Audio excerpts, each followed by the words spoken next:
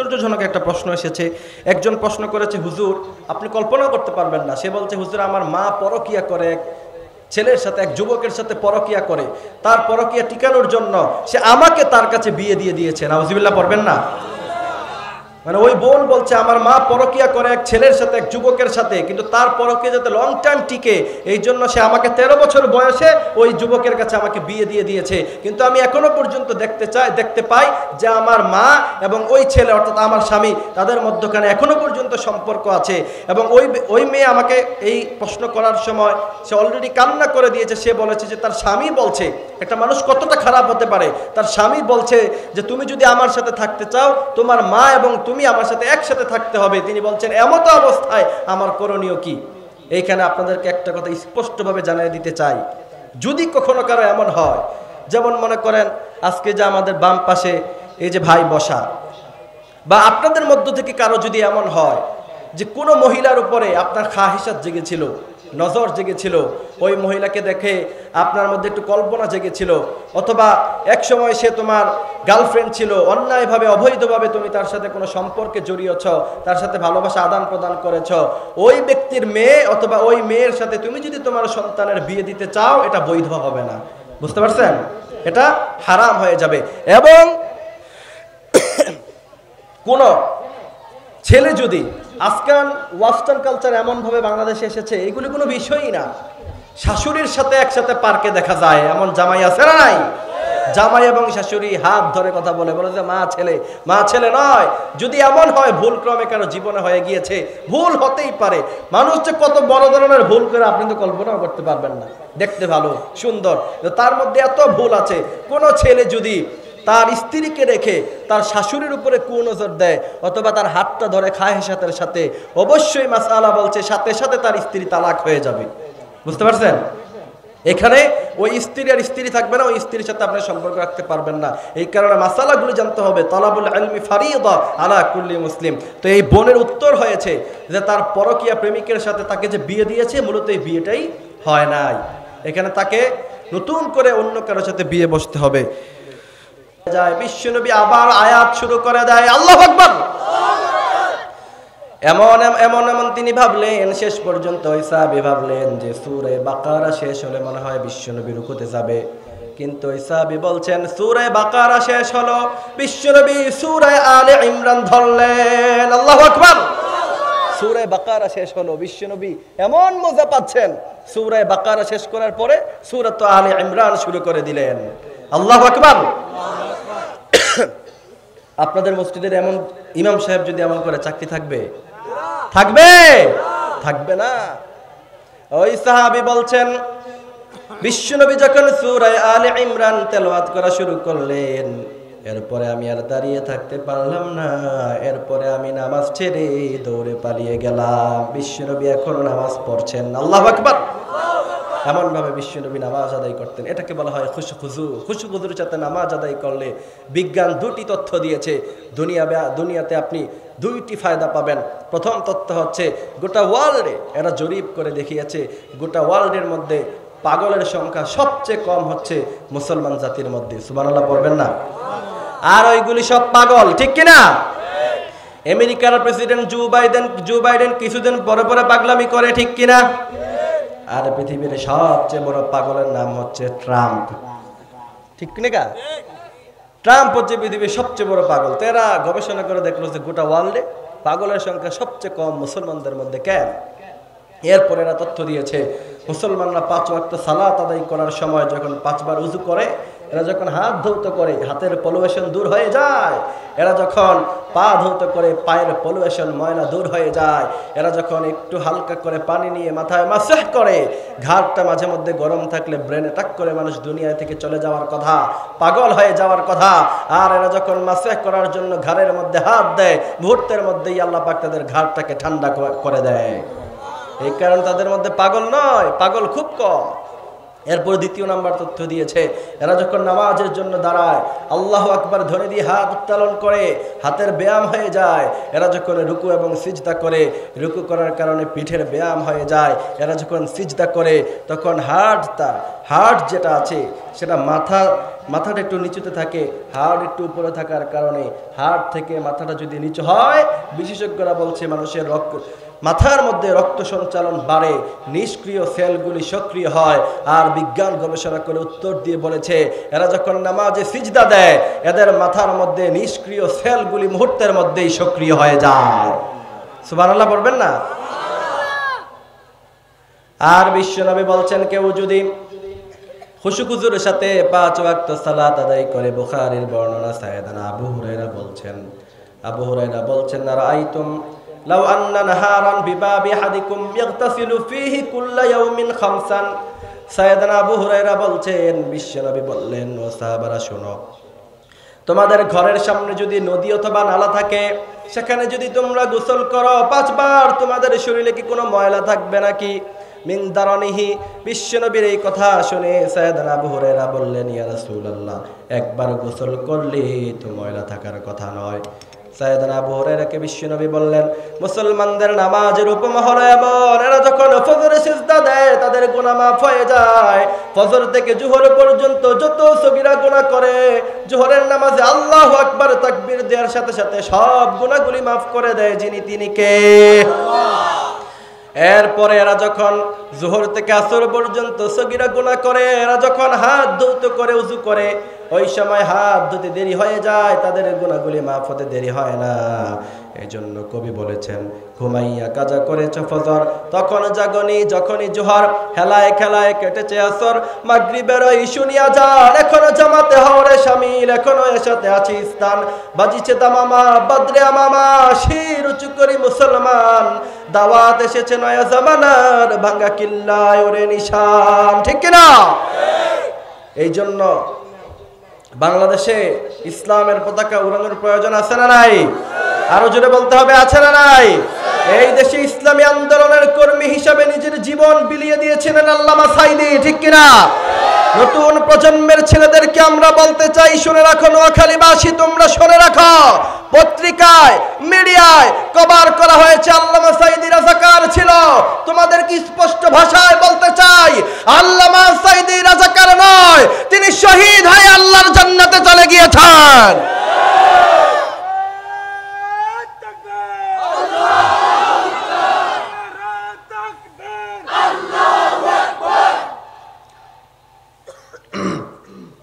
আল্লামা সাঈদীকে রাজাকার বলা হয়েছে পত্রিকায়, হয় নাই? আসিফ নজরুল সাংবাদিক ইলিয়াস নতুন করে বের করছে, এটাই সর্বপ্রথম আল্লামা সাঈদীকে রাজাকার বলেছিল। ঠিক কিনা? এরা মনে করেছিল 13 বছর জেলখানায় বন্দী রাখলে আল্লামা সাঈদীকে যেন বিচ্ছিন্ন করা যাবে, কিন্তু আল্লামা সাঈদীর জানাজায় প্রমাণ হয়েছে আল্লামা সাঈদী 13 বছর জেলখানায় থেকে তিনি যেন বিচ্ছিন্ন হয় নাই, তোমাদের জালেমদেরকে আজীবনের জন্য যেন বিচ্ছিন্ন করে দিয়েছে। এই জন্য ভয় পান আপনারা? ভয় পান? এই জন্য বলতে চাই, যেখানে ইসলাম আছে সেখানে আমরা থাকবো ইনশাআল্লাহ। এই জন্য 7টি কোয়ালিটির মধ্য থেকে প্রথম কোয়ালিটির কথা বললাম। নামাজ সম্পর্কে দীর্ঘ আলোচনা করা যেত, যেহেতু আপনাদের কাছেও ভালো লাগবে না, আমার শরীরের অবস্থা খারাপ, এই জন্য আমরা এক এক করে আলোচনা শেষ করে দিব ইনশাআল্লাহ। দ্বিতীয় নাম্বার কোয়ালিটির কথা আল্লাহ পাক বলছেন, আল্লাহ বলছেন, কে বলছেন? রব্বুল আলামিন বলেন, ওয়াল্লাযীনা হুম আনিল লাগওয়ি মুরিদুন।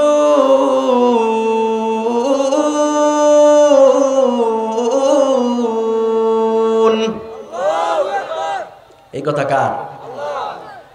ওয়াল্লাযীনা হুম আনিল লাগওয়ি মুরিদুন। আল্লাহু আকবার। অনর্থক কথাবার্তা যারা বলে না, অনর্থক কথাবার্তার সাথে যাদের সম্পর্ক নাই, আল্লাহ বলছেন কাদ, এরা অলরেডি সফল কাম, অলরেডি ডান। আল্লাহ বাকি শব্দ ইউজ করে বুঝিয়েছেন যারা অলরেডি জান্নাতে চলে গিয়েছে। যুবকেরা মাঝে মধ্যে সেহেরি খাওয়ার পরে লেখে না, প্রথম সেহেরি ডান, আছে না নাই? প্রথম তারাবি পড়ার পরে ফেসবুকে স্ট্যাটাস দেয়, প্রথম তারাবি ডান। তার মানে এটা অলরেডি ডান, অলরেডি হয়ে গিয়েছে। এখানে যারা আলেম ওলামারা আছেন তিনারা জানেন কদ শব্দ মাজির জন্য ব্যবহার হয়, অর্থাৎ যেটা অতীতে হয়ে গিয়েছে সেখানে আল্লাহ পাক কদ শব্দ ব্যবহার করেন। এই জন্য আল্লাহ সুবহানাহু ওয়া তাআলা বুঝিয়েছেন 7টি কোয়ালিটি যার মধ্যে আছে অলরেডি সে জান্নাতের মালিক, শুধুমাত্র মরে না তাই সে জান্নাতে যায় না। সুবহানাল্লাহ বলবেন না? দ্বিতীয় নাম্বার গুণ ওয়াল্লাযীনা হুম আনিল লাগবি মুরিদুন, সে অনর্থক কথাবার্তা বলে না, সে এই কথা বলে না আমরা করোনার চেয়ে শক্তিশালী, ঠিক কিনা? আচ্ছা, এটা কোনো কথা হইলো? করোনার চেয়ে শক্তিশালী আবার মানুষ হয়, যেখানে আমেরিকা তাদের হাজার হাজার মানুষদেরকে বাঁচাতে পারে নাই, জাপান পারে নাই, চায়নাতে দিনে হাজার হাজার মানুষ করোনায় আক্রান্ত হয়ে মারা গেছে, আর বাংলাদেশের সাধারণ গ্রামগঞ্জের মানুষগুলি ভ্যাকসিন দেয় নাই, এরা ঠিক মতো 3 ফিট দূরেও থাকে নাই, এদেরকে আল্লাহ পাক সুস্থ সবল যিনি রেখেছেন তিনি কে? আরো জোরে বলতে হবে কে? এই জন্য যারা বলে যে আমরা করোনার চাইতে বেশি শক্তিশালী, আমি বলতে চাই তোমরা অনর্থক কথাবার্তা বলো।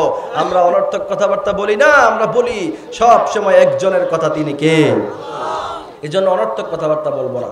এশারের সালাতের পরে মুরব্বীরা চায়ের হোস্টেলে আড্ডা দেয়, দেয় কি দেয় না? অবাস্তব বলছি? আর ছেলেরা গ্রুপ চ্যাটিং করে, গ্রুপ চ্যাটিং আছে না নাই? কলেজে স্কুলে ক্লাস 10-এ পড়ে ওই মেয়ের হাতেও অ্যান্ড্রয়েড সেট আছে না নাই? এবার ছেলে এবং মেয়ে মিলে গ্রুপ চ্যাটিং করে, সেখানে একজন আরেকজনকে দুস্থ বলে। পৃথিবীর ইতিহাসে আমি কখনো শুনি নাই ছেলেরা মেয়েদের বন্ধু হতে পারে, ঠিক কিনা? আজকে ওয়েস্টার্ন কালচার বাংলাদেশের মধ্যে যারা ঢুকিয়ে দিয়েছে, তো এখন এশারের নামাজের পরে এরা গ্রুপ চ্যাটিং করে, আর মুরব্বীরা থাকে চায়ের হোস্টেলে, রাত বেজে যায় 12টা, 1টা, 2টা, এখনো পর্যন্ত চোখে ঘুম নাই, ঠিক কিনা? এরা হচ্ছে অনর্থক কথাবার্তা বলে যারা এই সমস্ত কাজগুলি করে। বিশ্বনবী বলছেন কেউ যদি এশারের সালাত জামাতে আদায় করে, এরপরে যদি আবার ফজরের সালাত জামাতে আদায় করে, সারা রাত সে ঘুমিয়ে থাকলো, কিন্তু সারা রাত ঘুমিয়ে থাকার পরেও দাঁড়িয়ে দাঁড়িয়ে নামাজ আদায় করলে যেই পরিমাণ সওয়াব হয়, ওই পরিমাণ সওয়াব আল্লাহ পাক তার আমল নামায় দিয়ে দিবে। এজন্য এশারের নামাজের পরে ঘুমিয়ে যাবেন। আবার বিশ্বনবী বলছেন মান সাল্লাল বারদাইন দাখালাল জান্নাহ, 2 ওয়াক্ত নামাজ যারা কন্টিনিউয়াসলি পড়বে, বিশ্বনবী সাল্লাল্লাহু আলাইহি সাল্লাম বললেন দাখালাল জান্নাহ, তারা সোজাসুজি আল্লাহর জান্নাতে চলে গিয়েছে। কেউ কেউ বলেছেন এটা আসরের নামাজ আর ফজরের নামাজ, আবার কেউ কেউ বলেছেন এটা ফজরের নামাজ এবং এশার নামাজ। আমরা বলি আল্লাহ 5 ওয়াক্ত নামাজ আপনি জামাতের সাথে আদায় করার তৌফিক দান করেন, বলেন আমিন। এজন্য দ্বিতীয় নাম্বার গুণ, অনর্থক কথাবার্তা আমরা বলবো না। আমাদের বক্তৃতায় আমরা শুধু আউল ফাউল কথা আমরা বলে সময় নষ্ট করব না, যেখানে আমরা এমন দল করব যেই দলের নেতারা কোরআন দিয়ে রেফারেন্স দিয়ে কথা বলে, ঠিক কিনা? আজকে যে আমার ভাই কথা বলেছিলেন, ভাই কোথায় চলে গেছে? দেখলাম খুব কোরআন কারীমের সুন্দর সুন্দর রেফারেন্স দিয়ে কথা বলছে। আমি বলতে চাই এমন মানুষদের কাছে যদি বাংলাদেশের মাটি দিয়ে দেওয়া হয়, তাহলে আগামী দিনে কোনো মানুষ বাংলাদেশে না খেয়ে মরবে না, ঠিক কিনা? এক পারমাণবিক আপনার জায়গা থেকে, পাবনা থেকে 49,000 কোটি টাকা নিয়ে বিদেশে পালিয়ে যাবে না, ঠিক কিনা? রাস্তাঘাটে সিএনজি ধরে ধরে ট্যাক্স নেওয়া হবে না, ঠিক কিনা? এই জন্য আজকে নোয়াখালীবাসীকে বলতে চাই আগামী দিনের দেশ আপনারা ইসলামী আন্দোলনের কাছে দিয়ে দেন, ঠিক কিনা? কষ্ট পাইতেছেন? কষ্ট পাচ্ছেন? এই জন্য প্রিয় ভাইরা আমার, তৃতীয় নাম্বার গুণ, এক একটি গুণের কথা বলে খুব সংক্ষিপ্ত সময়ে আমি আলোচনা শেষ করে দিব ইনশাআল্লাহ। তৃতীয় নাম্বার হচ্ছে আল্লাহ পাক বলছেন ওয়াল্লাযীনা হুম লিয-যাকাতি ফাঈলুন। এইখানে মুফাসসিররা ইমাম ইবনে হাজার আসকালানী রাহমাতুল্লাহি আলাইহি তিনি বলেছেন লিয-যাকাত শব্দ দ্বারা 2টি জিনিস উদ্দেশ্য। প্রথম হচ্ছে আপনার জীবনটা সুন্দর হোক, আপনি মানুষের সাথে হাসি দিয়ে কথা বললেন, মুসলমানদের আখলাক, হৃদয় বড়, এটা পরিচয় দিবে, এটা হচ্ছে মুসলমানদের বৈশিষ্ট্য, ঠিক কিনা? লিয-যাকাত মানে হলো মুসলমানদের হৃদয়টা উদার থাকবে।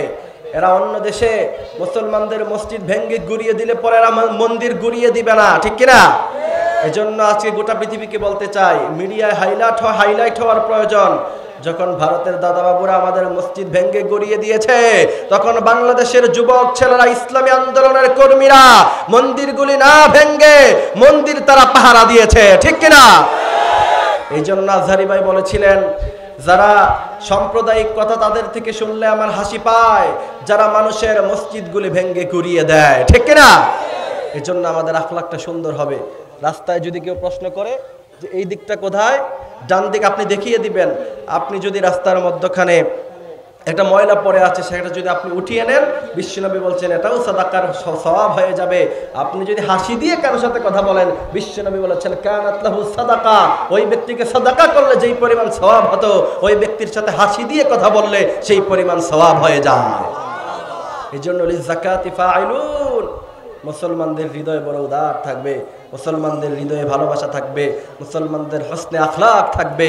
এরপরে আল্লাহ পাক চতুর্থ নাম্বার গুণের কথা বলছেন, ওয়াল্লাযীনা হুম লিফুরুজিহিম হাফিজুন, লজ্জা স্থানটাকে তোমরা হেফাজত করবা। সেটা করার প্রয়োজন আছে না নাই? লজ্জা স্থানকে যারা হেফাজত করে না, সূরা নূরের মধ্যে আল্লাহ পাক সে আয়াত বলছেন, আল্লাহ বলছেন তুমি যদি যুবক বিয়ের আগে 4 ঘাটের পানি খেয়ে আসো, অবশ্যই অবশ্যই তোমার স্ত্রী 14 ঘাটের পানি খেয়ে তোমার কাছে আসবে, ঠিক কিনা? এই জন্য 14 ফেব্রুয়ারিতে এই সমস্ত পার্কের মধ্যে কুচিকের নামে ক্লাস বন্ধ করে দেওয়া উচিত, ঠিক কিনা? 14 ফেব্রুয়ারি এই সমস্ত ভালোবাসা দিবস নামে বেহায়া দিবসের সাথে আমাদের কোনো সম্পর্ক। এই জন্য লজ্জা স্থানের হেফাজত করবা। অনেক কথা বলে যেতে হবে, বলছি না, ইল্লা আলা আজওয়াজিহিম আও মা মালাকাত। এইখানে আল্লাহ পাক বলছেন ভালোবাসা যা দিবা সব হচ্ছে স্ত্রীর জন্য। সুবহানাল্লাহ পড়েন। স্ত্রীর দিকে তাকালে সওয়াব হয়, তার হাত ধরলে সওয়াব হয়, তার কপালে চুমু দিলে সওয়াব দিয়ে দেয় যিনি তিনি কে? আল্লাহ বলছেন তুমি তো লজ্জা স্থানের হেফাজত করবা, কিন্তু তুমি একটা টাইমে আসবা, তুমি একটা সময় আসবা যখন তোমার কাছে আর একলা একলা ভাল লাগবে না, ঠিক কিনা? একলা মনে কষ্ট আছে না নাই? তখন তোমার কাছে মনে হবে যে আরেকজন হলে আমার কাছে ভালো হয়। আল্লাহ বলেছেন সেই ব্যবস্থা করে রেখেছি, ইল্লা আলা আজওয়াজিহিম, স্ত্রীকে যত বেশি ভালোবাসবা তত বেশি সওয়াব দিয়ে দিবে যিনি তিনি কে? সামর্থ্য থাকলে বিশ্বনবী বলছেন, আবু সাঈদ রাদিয়াল্লাহু তাআলা আনহু তিনি বর্ণনা করছেন, কোন মুসলিম যদি ইদা আনফাকাল মুসলিম আলা আহলিহি, কোন মুসলিম যদি তার স্ত্রীর জন্য খরচ করে, তার স্ত্রী যদি তাকে বলে আমাকে মিন্টি ব্যাগ কিনে দাও, তার সামর্থ্য থাকলে সে যদি কিনে দেয়, বিশ্বনবী বলছেন কানাত লাহু সাদাকা, সাদাকা করলে যেই পরিমাণ সওয়াব হয় ওই পরিমাণ সওয়াব আল্লাহ পাক তার আমলনামায় দিয়ে দিবে। স্ত্রী বলেছে ওই যে রাস্তার পাশে ফুচকা পাওয়া যায়, ফুচকা কিনে দেন, যদি সামর্থ্য থাকে চটপটি কিনে দেন, সওয়াব দিয়ে দিবে কে?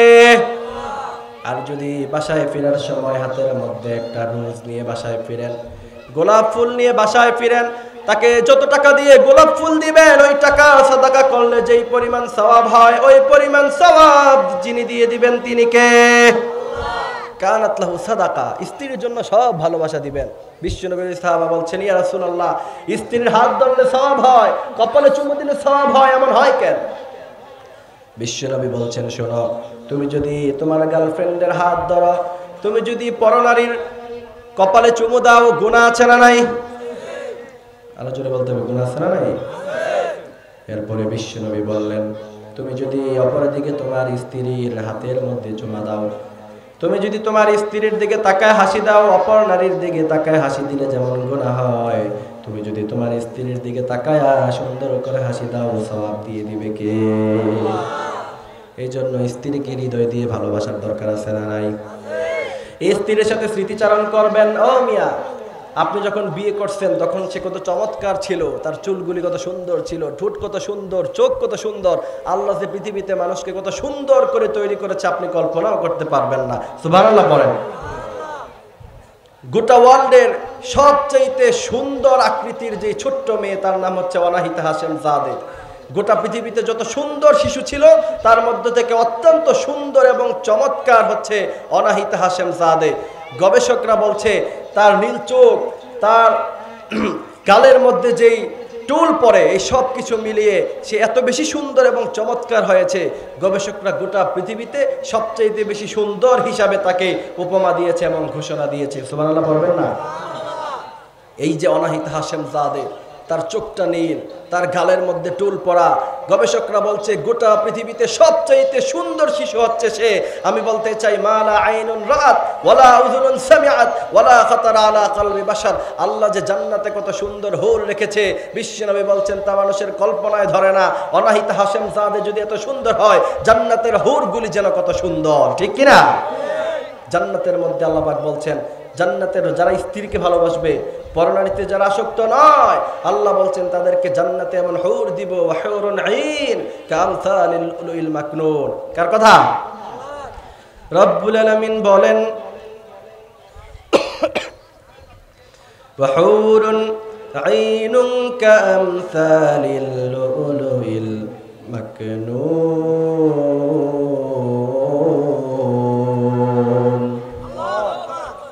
রব্বুল আলামিন বলেন শোনো শোনো, ওয়াহুরুন আইনুন কামসালিল লুলুল মাকনুন, জান্নাতের মধ্যে এমন হুর আছে, ওই হুরের দিকে একবার তাকাবা 50,000 বছর কোথায় দিক দিয়ে চলে যাবে কল্পনাও করতে পারবা না। সুবহানাল্লাহ বললেন না? তোমার গার্লফ্রেন্ডের দিকে তোমার কতক্ষণ তাকাতে মন চায়, তার হাত ধরে কতক্ষণ তোমার হাঁটতে মন চায়, তার দিকে তাকালে মাঝে মধ্যে তোমার ভাল লাগে, মাঝে মধ্যে আবার বলে তোর চেয়ে খারাপ আর কেউ নাই, ঠিক কিনা? যখন ব্রেকআপ হয় তখন সব ভালোবাসা উধাও হয়ে যায়। কিন্তু কেবলার দিকে তাকালেন কেন? বিশ্বনবী কেবলার দিকে তাকিয়ে দোয়া পড়লেন, এরপরে সাইয়েদনা ওমরের দিকে তাকালেন, সাইয়েদনা ওমরের দিকে তাকিয়ে বললেন ওমর শোনো, এখন সূরাতুল মুমিনুনের প্রথম 10 আয়াতে কারিমা নাজিল হয়েছে। এই প্রথম 10 আয়াতে কারিমার মধ্যে 7টি কোয়ালিটি আছে। কয়টি? 7টি কোয়ালিটি আছে। এই 7 কোয়ালিটি অনুযায়ী যদি জীবন ধারণ করতে পারে উলাইকা হুমুল ওয়ারিসুন। ওমর শোনো শোনো, বিশ্বনবী বলছেন এই 7টি কোয়ালিটি জীবনে যদি কেউ ধারণ করতে পারে, রব্বুল আলামিন তাকে কিয়ামতের ময়দানে বিনা হিসাবে জান্নাতের মালিক বানায়া দিবে, কোনো হিসাব তার দেয়া লাগবে না। সেই সূরাতুল মুমিনুনের প্রথম 10 আয়াতে কারিমার আরেকটি ফজিলত বৈশিষ্ট্য আছে। ইমাম কাতাদা রাহমাতুল্লাহি আলাইহি তিনি কাব রাদিয়াল্লাহু তাআলা আনহু উদ্ধৃতি দিয়ে বলছেন যে বিশ্বনবী সাল্লাল্লাহু আলাইহি সাল্লাম বলেছেন আল্লাহ পাক এই জমিনে যা আছে, আকাশে যা আছে, তাহতা সারায় যা আছে, সব কিছুকে আল্লাহ পাক কুন ফায়াকুন বলে বানিয়েছে। শুধুমাত্র 3টি জিনিসকে আল্লাহ সুবহানাহু ওয়া তাআলা নিজ হস্ত মুবারক দ্বারা তৈরি করলেন। সুবহানাল্লাহ পড়েন। আপনারা বিরক্ত হয়ে যেতেছেন ভাইরা? এদিক সেদিক তাকানোর কোনো প্রয়োজন নাই, একদম এদিকে তাকান, একদম এদিকে সোজাসুজি তাকান। বিশ্বনবীর হাদিস থেকে কথা বলছি, প্লিজ আপনাদের কাছে রিকোয়েস্ট, আপনারা কষ্ট দিয়েন না। আমার কষ্টের কথা তো আমি বলেছি, প্রচণ্ড শরীর খারাপ, গলা জ্বলতেছে, তারপরেও কথা বলতেছি। আপনাদের কাছে আমি রিকোয়েস্ট করছি, প্লিজ আর একজন উঠে যাবেন না, এদিক সেদিক তাকাবেন না।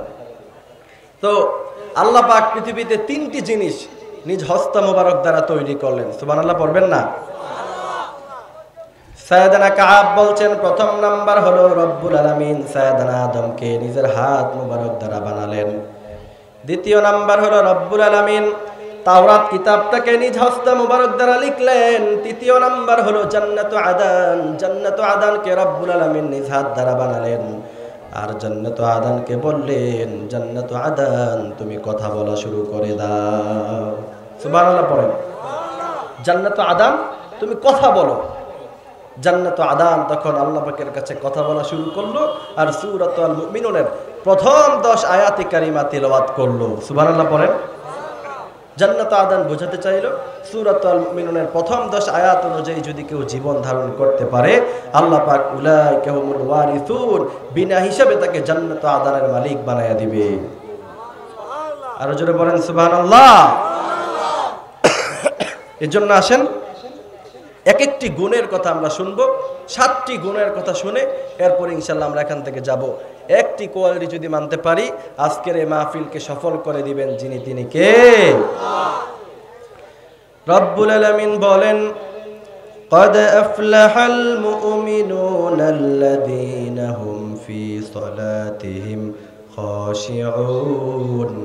সফল কাম হয়েছে তারা খুশু খুজুর সাথে নামাজগুলি আদায় করেছে যারা। 1 নাম্বার কোয়ালিটি কি? 1 নাম্বার বৈশিষ্ট্য কি? খুশু এবং খুজুর সাথে নামাজগুলি আদায় করবেন। বিশ্বনবী বলছেন বুখারীর বর্ণনা, খুশু খুজুর সাথে নামাজ কাকে বলে? বিশ্বনবী মসজিদে নববীর মধ্যে নামাজ পড়লেন, ডান দিকে এক সাহাবী দাঁড়িয়ে নামাজ পড়ছেন। বিশ্বনবী বলছেন ও সাহাবা তোমার নামাজ হয় নাই, তুমি আমার কাছে আসো, তুমি আবার নামাজ পড়ো। ওই সাহাবী আসলেন, আবারও তিনি নামাজ পড়লেন। বিশ্বনবী বললেন সাহাবা তোমার নামাজ হয় নাই, তুমি আবার পড়ো। বিশ্বনবীর ওই সাহাবী এরপরে আবারও নামাজ পড়লেন, এমন করে 3 বার হলো। বিশ্বনবী সাল্লাল্লাহু আলাইহি ওয়াসাল্লামের কাছে ওই সাহাবী বললেন, ইয়া রাসূলুল্লাহ, এর চাইতে ভালো করে নামাজ আমি আর পড়তে পারি না, আপনি আমাকে একটু নামাজ শিখায়া দেন। বিশ্বনবী তখন বললেন, ও সাহাবা শোনো, সাল্লু কামা রাআইতুমুনি ইউসাল্লি, আমাকে যেমন ভাবে তোমরা নামাজ পড়তে দেখো তোমরাও ঠিক এমন ভাবে নামাজ পড়ো। বিশ্বনবী যখন নামাজের মধ্যে দাঁড়াতেন আগে প্রথম দিক দিয়ে আকাশের দিকে মাঝে মধ্যে তাকাতেন, বিশ্বনবীর সাহাবারাও মাঝে মধ্যে আকাশের দিকে তাকাতেন। মুফাসসিররা বললেন, যখন এই কোরআনের প্রথম আয়াত নাজিল হলো সূরাতুল মুমিনুনের, আল্লাযীনা হুম ফি সালাতিহিম খাশিউন,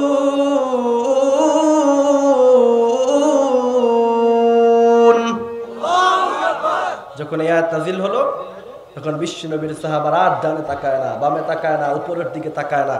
আমাদের এমন অনেক মুসল্লি আছে না নাই, নামাজও পড়ে সামনের দিকে তাকায়, আবার কল আসলে রিসিভ করে ডানেও তাকায় বামেও তাকায়, এমন আছে না নাই? মুরব্বীরা বুঝে না, মাঝে মধ্যে নামাজের মধ্যে দাঁড়িয়ে এরা ডানে তাকায়, আবার যদি একটু গরম হয় একটু পরপর খালি ঘাম মুছে, আছে না নাই? আর যদি ইমাম সাহেব একটু বেশি তেলাওয়াত করে পিছন দিক দিয়ে কাশি, আছে না নাই? এটা ইমামের ইজ্জত নয়, এটা ইমামের সম্মান নয়। ইমাম বিশ্বনবীর আরেকটি হাদিস মনে পড়ে গেল, বিশ্বনবীর সাহাবারা রমাদান মাস, বিশ্বনবী সাল্লাল্লাহু আলাইহি সাল্লাম তারাবিটাকে অনেক দেরিতে মাঝে মধ্যে তিনি পড়তেন। বিশ্বনবীর সাহাবারা এশারের নামাজ আদায় করলেন, এরপরে বসে আছেন, তারা সবাই কোরআনে কারীম তেলাওয়াত করছেন। বিশ্বনবী এখন হুজরা থেকে বের হয় না, এর একবার ডানে তাকায় একবার বামে তাকায় যে কখন বিশ্বনবী সাল্লাল্লাহু আলাইহি সাল্লাম আসবেন। এমন করতে করতে অনেক লেট হয়ে গেল। এরপরে বিশ্বনবী সাল্লাল্লাহু আলাইহি সাল্লাম নামাজের মধ্যখানে আসলেন। সাহাবী বলছেন, সারা রাত দাঁড়িয়ে থেকে বিশ্বনবীর পিছনে আমরা তারাবি আদায় করলাম। সুবহানাল্লাহ পড়েন। আরেক সাহাবী বলছেন, বিশ্বনবীর পিছনে আমি নামাজে দাঁড়িয়েছি। কার পিছনে? আরো জোরে বলেন, কার পিছনে?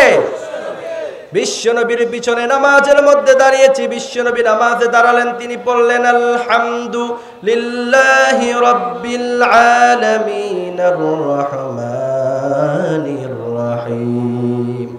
বিশ্বনবী এক এক আয়াত করে তিনি পড়লেন।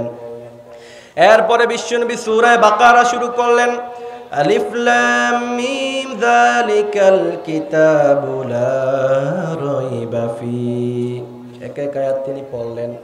এমন পড়তে পড়তে ওই সাহাবী বলছেন, এক্ষুনি মনে হয় বিশ্বনবী রুকুতে যাবে। আল্লাহু আকবার। বিশ্বনবী এখনো তিনি রুকুতে যান না। ওই সাহাবী মনে মনে ভাবলেন, আমার বিশ্বনবী মনে হয় এখনই রুকুতে যাবে, এই আয়াত শেষ হলে মনে হয় রুকুতে যাবে। কিন্তু আয়াতের আজ মনে পড়ে, মধুর বাঁশুরি বাজে, তবু মাঝে মাঝে আশা জাগে, কেন আমি ভুলিয়াছি ভুলেনি সে যেন মধুর বাঁশুরি বাজে। স্ত্রীকে গান শোনালে সব আছে না নাই? আরো জোরে বলতে হবে, আছে না নাই? এজন্য ইল্লা আলা আজওয়াজিহিম আও মা মালাকাত আইমানুহুম ফাইন্নাহুম গায়রু মালুমিন।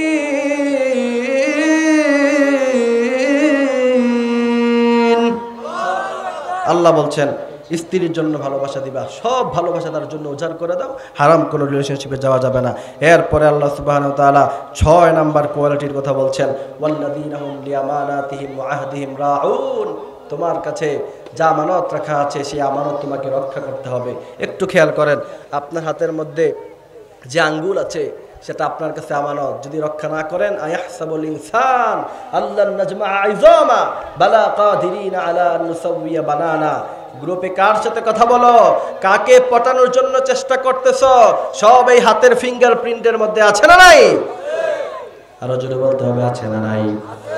এই চামড়া কিয়ামতের ময়দানে আপনার বিরুদ্ধে সাক্ষী দিয়ে দিবে। সে কি বলবে? আল্লাহ বলছেন, রব্বুল আলামিন বলেন, ওয়াকালু লিজুলুদিহিম লিমা শাহিদতুম আলাইনা ক্বালু আনতাকানাল্লাহুল্লাযী আনতাকা কুল্লা শাই।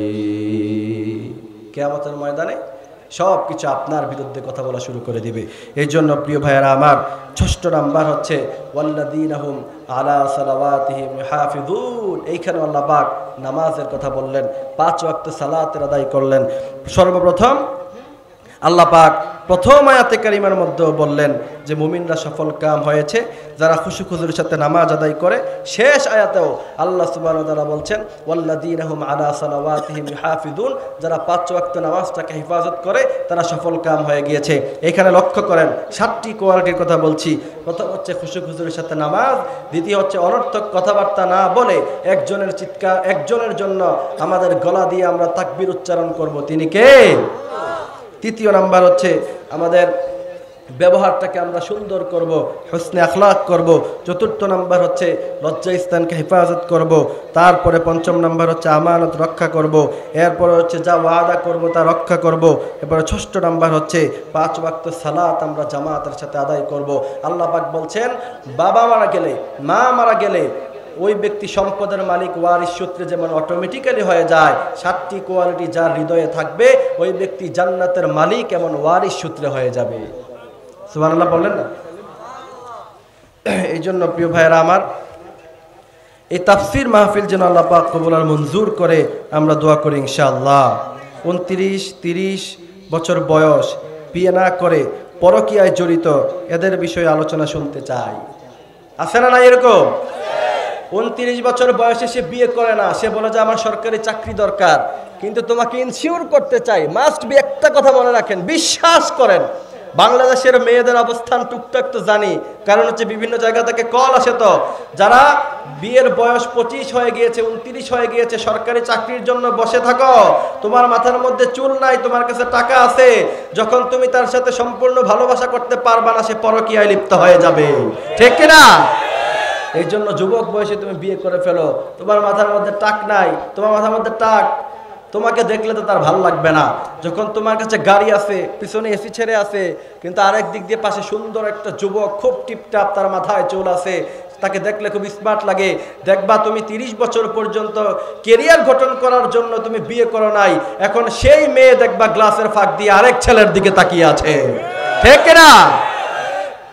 এই জন্য বলতে চাই অল্প বয়সে বিয়ে করে নেবেন। অল্প বয়সে বিয়ে করার প্রয়োজন বাংলাদেশে আছে না নাই? ওয়েস্টার্নরা আমাদেরকে ভালোবাসা শেখায়, এরা হচ্ছে ভালোবাসার কাছে আসার গল্প, ক্লোজ আপ থেকে ভালোবাসার গল্প আমরা শিখবো না, আম্মাজান আয়েশা থেকে ভালোবাসার গল্প শিখবো।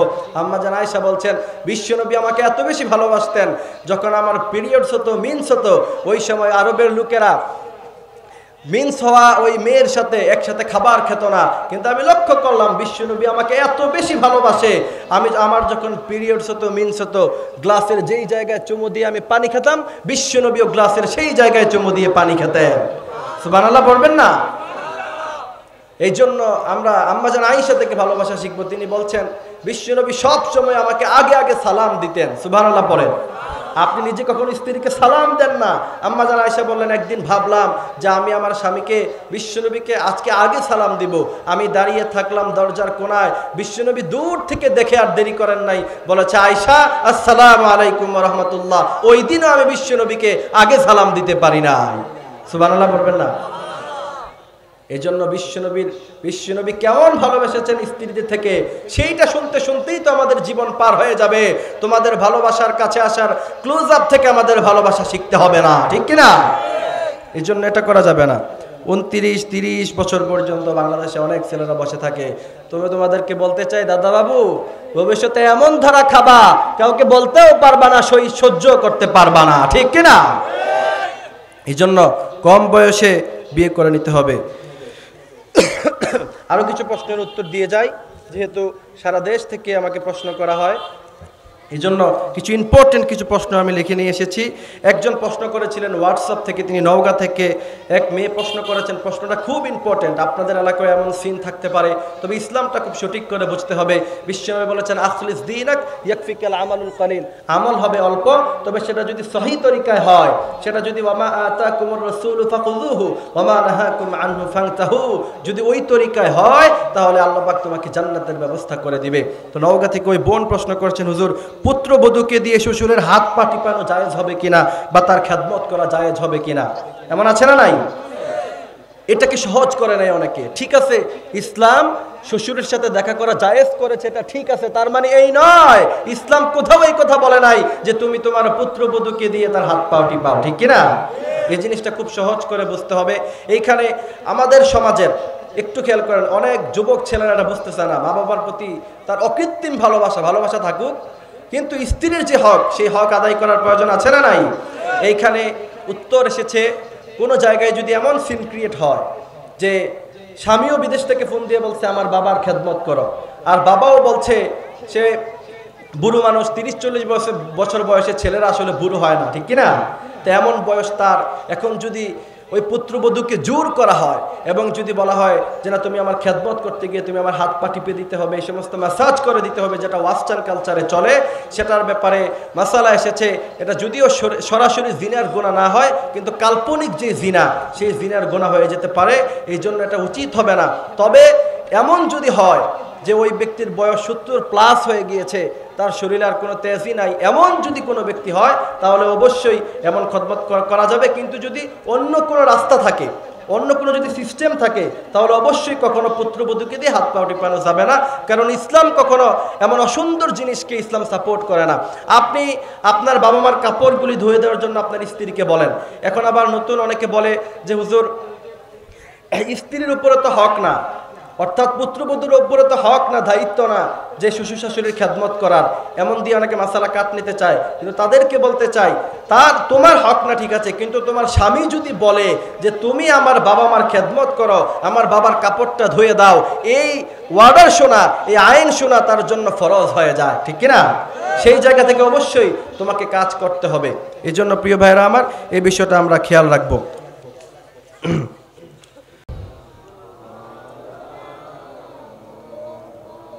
এখনো যারা পায়নি দাওয়াত কোরআনের এই মিছিলে, এখনো যারা পায়নি দাওয়াত কোরআনের এই মিছিলে,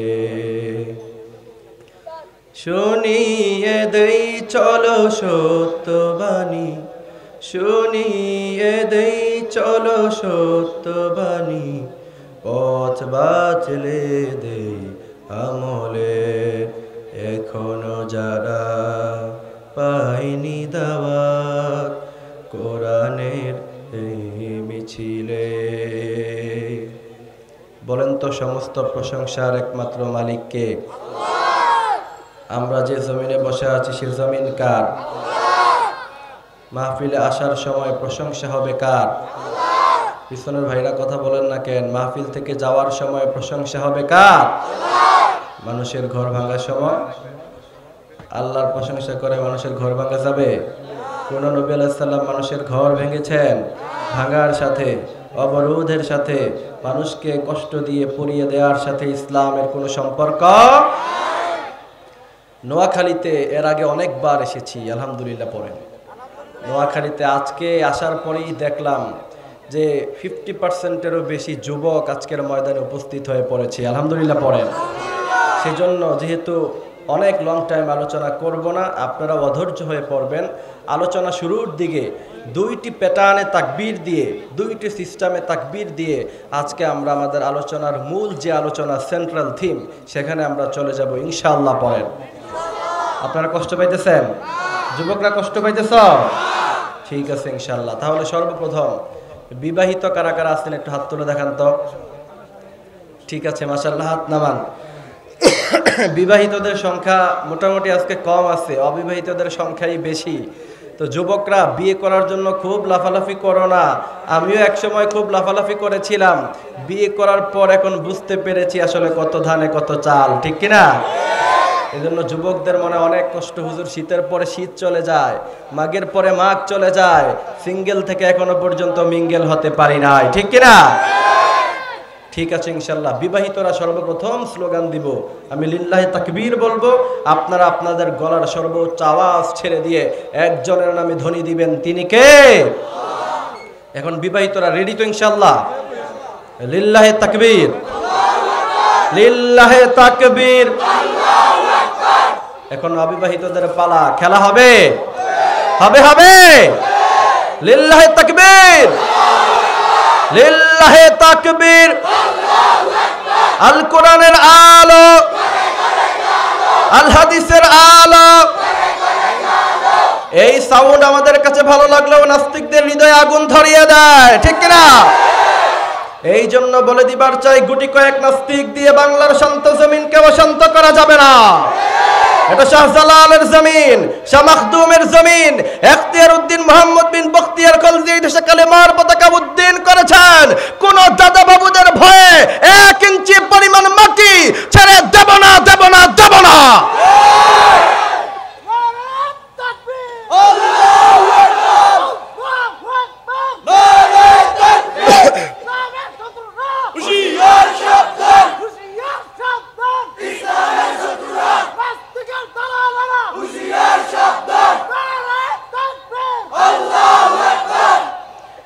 আমার আহ্বান শিল্পী গোষ্ঠীর ভাইয়েরা গজলের মধ্যে বলেছে, যদি ইসলামের বিরুদ্ধে ষড়যন্ত্র হয় দেশ ভিন্ন হবে। আমি এটার সাথে একমত নয়। আমি আজকে এখান থেকে আহ্বান করতে চাই, ইসলামী আন্দোলনের কর্মীরা ভালো করে শুনে রাখো, যদি দাদা বাবুরা আমাদের 1 ইঞ্চি পরিমাণ মাটি দখল করতে চায়, বাংলাদেশ তাদের জন্য ছেড়ে দেব না। গোটা ভারতকে আমরা খঞ্জ খঞ্জ করে দিব। আমরা কি ভয় পাই? ভয় পাই? আমাদের মাটি দখল করতে এসো না, তোমাদের নিজেদের মাটি তোমরা রক্ষা করতে পারবা না, ঠিক কিনা? আফগানিস্তানে বিজয় হয়েছে, কাশ্মীরে বিজয় হবে, এরপরে শেষ অবস্থায় হিন্দুস্তানে যখন মুসলমানদের সাথে যুদ্ধ হবে, সেই যুদ্ধে তারাই জিতবে যারা 5ই আগস্ট জিতেছে আর স্বৈরাচারের পতন যারা করেছে, ঠিক কিনা? ভয় পান আপনারা? ভয় পান? ভয় পান? লিল্লাহি তাকবীর। ইসলামী আন্দোলনের কর্মীদেরকে এরা কি মনে করছে? গত বছর ফটিকচুরিতে আসলাম, আসার পর আমি বললাম, ভাই ইসলামী আন্দোলন করতে কলিজা লাগে, ছাত্র শিবির করতে কলিজা লাগে, ঠিক কিনা?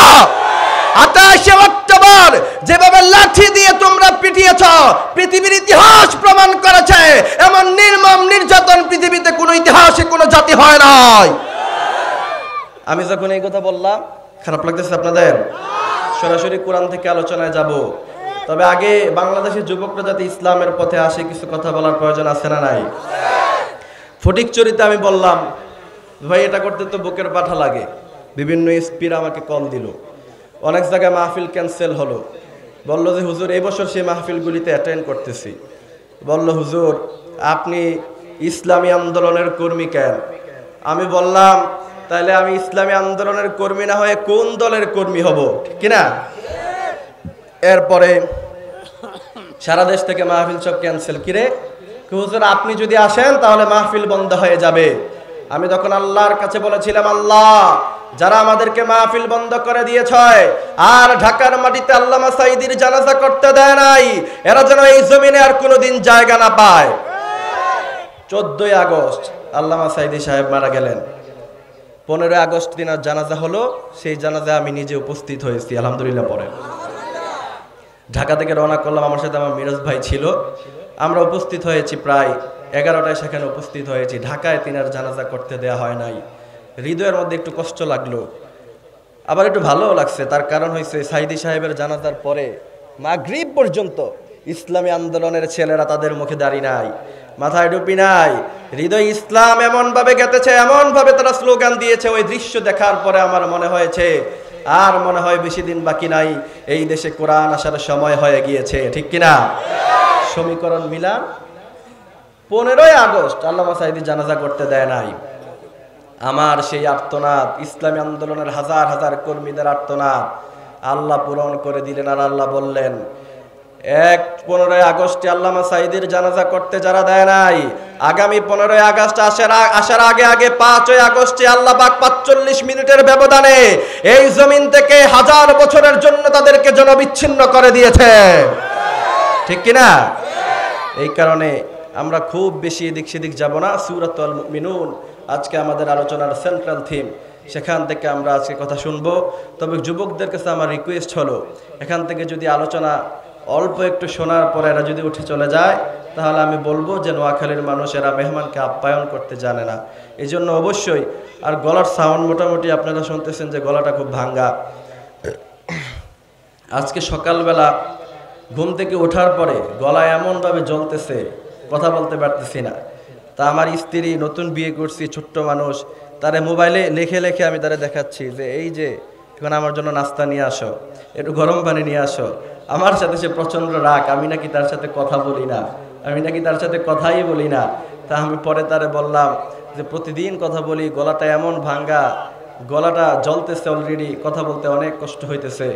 আপনার এই যে হাত থেকে শুরু করে পায়ের নিচ পর্যন্ত পুরা শরীর ব্যথা করতেছে।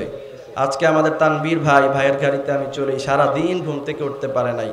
কমিটি বারবার কল দিতেছে, হুজুর আপনি কোথায় আছেন? কমিটির একটু মনে কষ্ট পাওয়াটা স্বাভাবিক ছিল, মাহফিলের অ্যারেঞ্জমেন্ট করতে গেলে অনেক কষ্ট হয়, এই আয়োজন অনেক বাধা উপস্থিত পার হয়ে তারপরে মাহফিলটা করতে হয়, এজন্য অনেক কষ্ট হয়েছে তাদের। আমি আপনাদের কাছে দুঃখ প্রকাশ করছি, আই এম সরি, আমার মিস্টেক হয়ে গিয়েছে, আরও আগে আসা উচিত ছিল। কিন্তু শরীরের যে কন্ডিশন, আগামীকালকে বগুড়া, তারপরে হচ্ছে আপনার নীলফামারী, অনেক ডিস্টেন্সে মাহফিলগুলি হয়, সুতরাং শরীরের অবস্থা প্রচণ্ড খারাপ। আপনার পাম্পে আমাদেরকে উজু করতে হয়, উজু করার জায়গা নাই, ইস্তেঞ্জা করার জায়গা নাই। যদি কখনো পাম্প দেখি, সেখানে পাম্পের মধ্যে গাড়ি থামিয়ে তারপরে হচ্ছে আপনার উজু ইস্তেঞ্জা করতে হয়। সামনে কোনো হোটেল দেখলে সেখানে খেতে হয়, আর সারা রাত্র গাড়িতে ঘুমিয়ে থাকতে হয়। এত কষ্ট করার পরেও আমি যদি যুবকদের কাছে 1 ঘন্টা চাই, আপনারা দিবেন তো ইনশাআল্লাহ? আরো জোরে বলেন ইনশাআল্লাহ। বলেন তো আমরা একখানা কিতাব থেকে কথা শুনবো, এই কিতাবের নাম কি?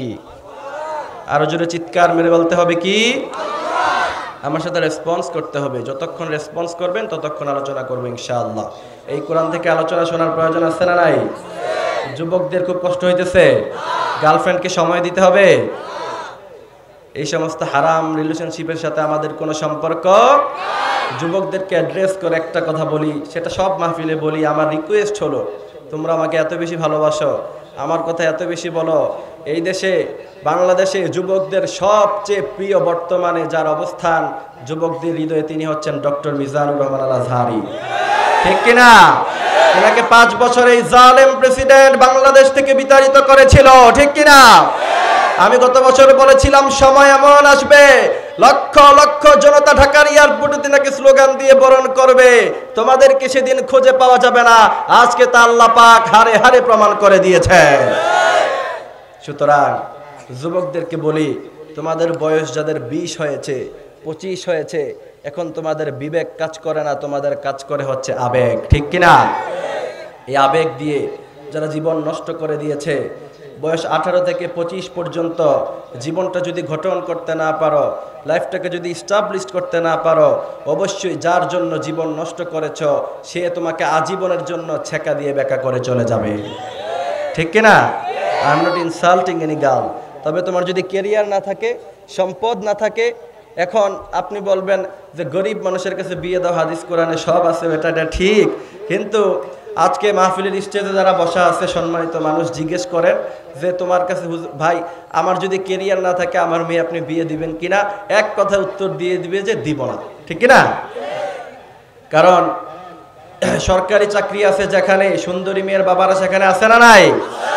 এই জন্য লাইফটাকে গুছাও, তুমি তোমার ক্যারিয়ারটাকে গঠন করো।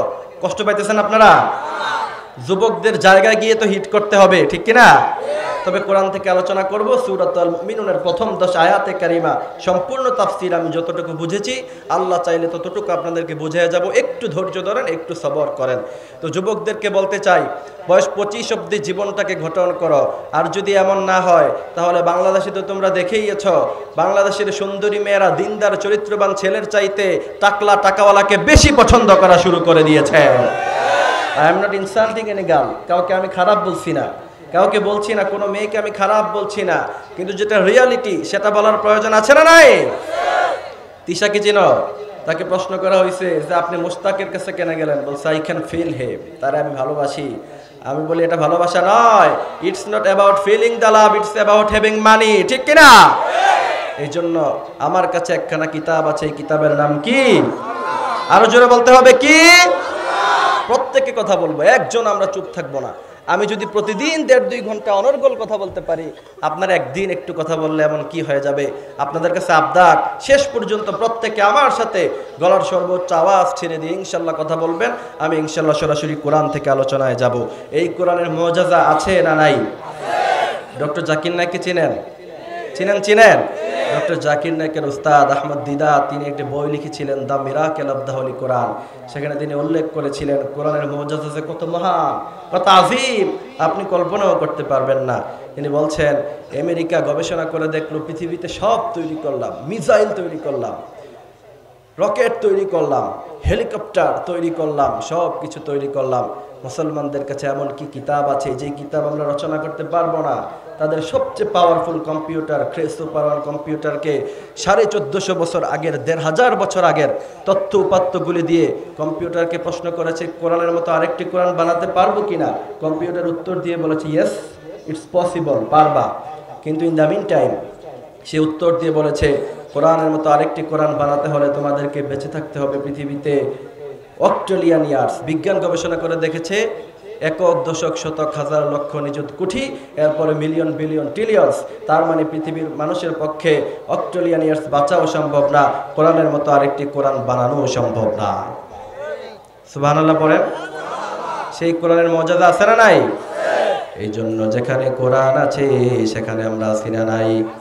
কোরআন আছে যেদিকে, যেই দলের মধ্যে কোরআনের কথা আছে সেই দল করার প্রয়োজন আছে না নাই? যেই দলের মধ্যে নামাজ আছে, যেই দলের সাথে ইসলাম আছে সেই দল করার প্রয়োজন আছে না নাই? আমরা বলি যেই দলে কোরআন আছে, যেই দলে ইসলাম আছে সেই দল আমরা করব। রাজি আছেন? রাজি আছেন? সেজন্য এই কোরআনের অনেক মুআজিজা, আরো কত মুআজিজা। আজকে পড়ছিলাম গাড়িতে আসা অবস্থায় ইউসুফ আলাইহিস সালাতু ওয়াস সালাম তিনি বিশ্বনবী সাল্লাল্লাহু আলাইহি ওয়াসাল্লাম থেকে বিশ্বনবী সাল্লাল্লাহু আলাইহি সাল্লাম যখন পৃথিবীতে আগমন করলেন এর 2000 ইয়ার্স আগে, অর্থাৎ 2000 বছর আগে ইউসুফ আলাইহিস সালাতু ওয়াস সালাম পৃথিবীর মধ্যে এসেছিলেন। সুবহানাল্লাহ বলবেন না? 2000 ইয়ার্স, 2000 বছর আগের ইতিহাস মানুষের পক্ষে এটা ইতিহাস লিখে রাখা, রচনা করা, সেটা মনে রাখা, সেটাকে এক্স্যাক্টলি যেইভাবে হয়েছিল সেইভাবে মনে রাখা মানুষের পক্ষে সম্ভব নয়।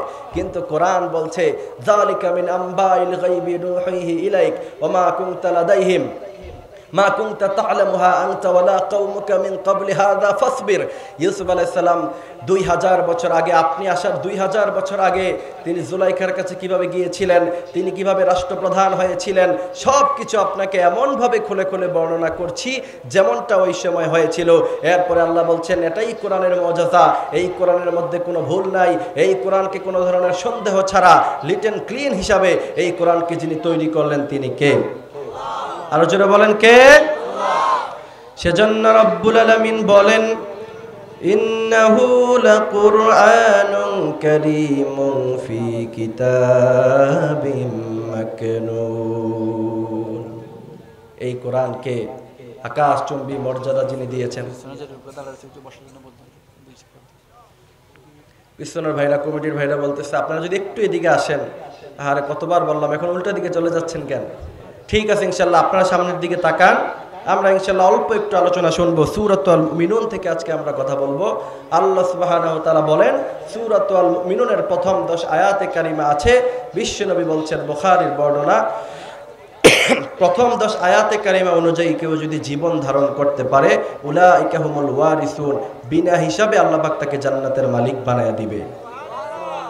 সাইয়েদনা ওমর রাদিয়াল্লাহু তাআলা আনহু থেকে হাদিস এসেছে, তিনি বলছেন বিশ্বনবীর উপরে কোরআনের কারিমের আয়াত নাজিল হলো, আমি সামনে বসেছিলাম, যখন বিশ্বনবীর উপরে কোরআনের আয়াত নাজিল হয় ওই সময় মৌমাছি গুঞ্জন করলে যেমন শব্দ শোনা যায় এমন শব্দ আমরা শুনতে পেতাম। সুবহানাল্লাহ বলবেন না? সাইয়েদনা ওমর বলছেন ইয়া রাসূলুল্লাহ, এই যে সদ্য মাত্র কোরআনে কারিমের আয়াত নাজিল হলো, ইয়া রাসূলুল্লাহ আমাদেরকে একটু বলে শোনান। বিশ্বনবী বললেন ওমর দাঁড়াও।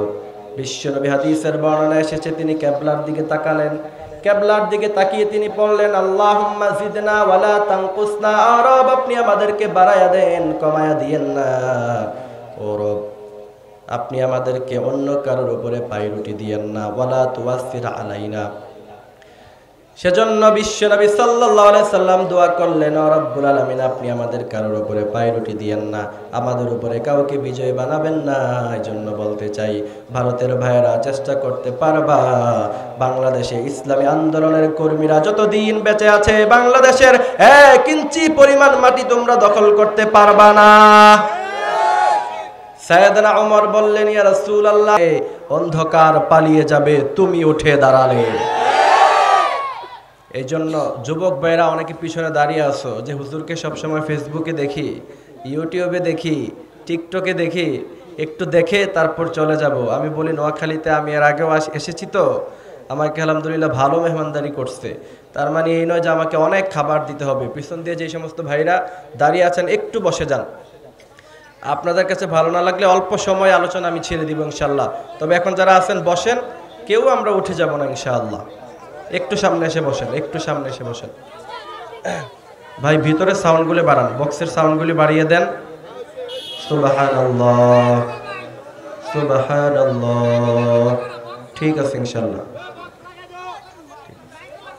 হালকা একটু ভেজ দিয়েন, একটু হালকা দিয়েন।